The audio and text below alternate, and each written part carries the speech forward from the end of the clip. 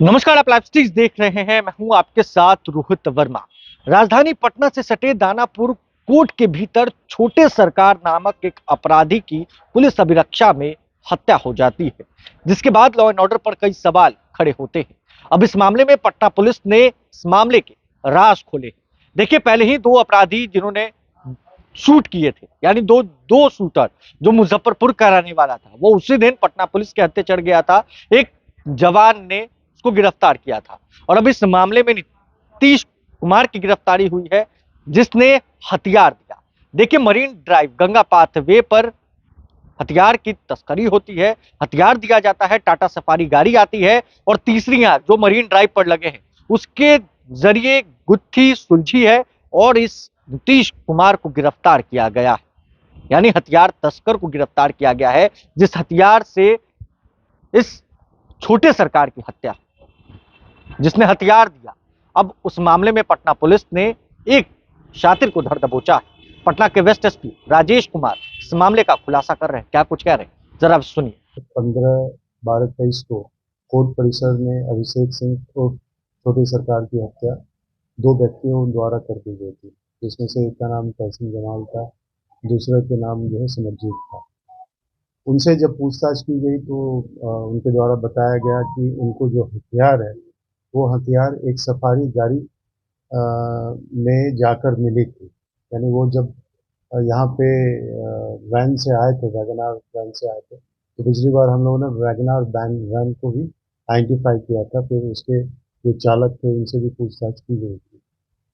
तो इन दोनों के द्वारा ये बताया गया कि जब वो लोग मैरिन ड्राइव में थे, गंगा मैरिन ड्राइव में, तो वहाँ पे जो पुल है, पुल के नीचे में जब उनकी टेम्पो रुकी हुई थी, तो उसमें से जो एक आदमी था, उसके द्वारा जो उनके साथ था, यानी इस दो आदमी के अलावा, तो उसके द्वारा ये बताया गया कि हथियार जो है एक सफारी गाड़ी से आ रही है, तुम लोग सफारी गाड़ी में चले जाओ और वहीं पे तुमको हथियार मिल जाएगा। एक उसी समय एक जो वाइट सफारी गाड़ी आई और ये लोग उसमें गए और जा करके इनको दो हथियार जो हम पुलिस के द्वारा इस कांड में बरामद किया गया था, उसको जो है इन्हें दिया गया और उसके साथ जो गोली भी इनको दिया गया, जिसमें से एक 9 mm पिस्टल था, दूसरा 7.65 का जो पिस्टल था। जब हम लोग सीसीटीवी फुटेज को खंगाले और जो भी ICCC का जो कैमरा है उसको हम लोगों ने देखा, तो उससे फिर हम लोगों ने सफारी गाड़ी को जेरोइंग किया। जो उसमें नंबर्स थे उस नंबर से फिर जो हम लोगों ने आइडेंटिफाई किया कि वो जो सफारी गाड़ी है वो किसकी है। फिर उसके मालिक को हम लोगों ने बुलाया, बुला करके उससे पूछताछ की गई, तो फिर उसने बताया कि एक ड्राइवर उसका है जो इस गाड़ी को पिछले 25 दिन से किसी को दिया हुआ है। उस आधार पे फिर हम लोगों ने एक नितेश नाम का व्यक्ति है, उसे हमने, जिसका पिता का नाम स्वर्गीय दिनेश कुमार साकिन शेखपुरा थाना नौबतपुर का है, उसको हम लोगों ने जो है डिटेन किया। जब उससे पूछताछ हुई तो उसके द्वारा ये स्वीकार किया गया कि सफारी गाड़ी में वही पिस्टल लेकर के आया था और ये जो पिस्टल है ये जो मानिक सिंह है उसके द्वारा बताया गया था कि एक व्यक्ति मोटरसाइकिल से आएगा और उन्हें पिस्टल देगा। तो 2 दिन पहले उन्हें ये 3 पिस्टल्स दी गई। 3 में से 2 पिस्टल इन्होंने, ये जो दोनों व्यक्ति थे जिन्हें पकड़ा गया, उसे जो है दे दिया गोली के साथ। और बाकी एक और पिस्टल है जो उनके घर में पड़ा हुआ है, वो ले जाके बरामद करवा सकते हैं। तो फिर जो है पुलिस उनके कन्फेशन पे वहाँ गई और जा करके एक पिस्टल और 15 गोली जो है वो बरामद की, जो अभी आपके समक्ष प्रस्तुत किया गया। इस संबंध में नौबतपुर में 873/22/23 जो है 24/12/23 में धारा 25(1)(b) 26 आर्म्स एक्ट में कांड दर्ज किया गया है।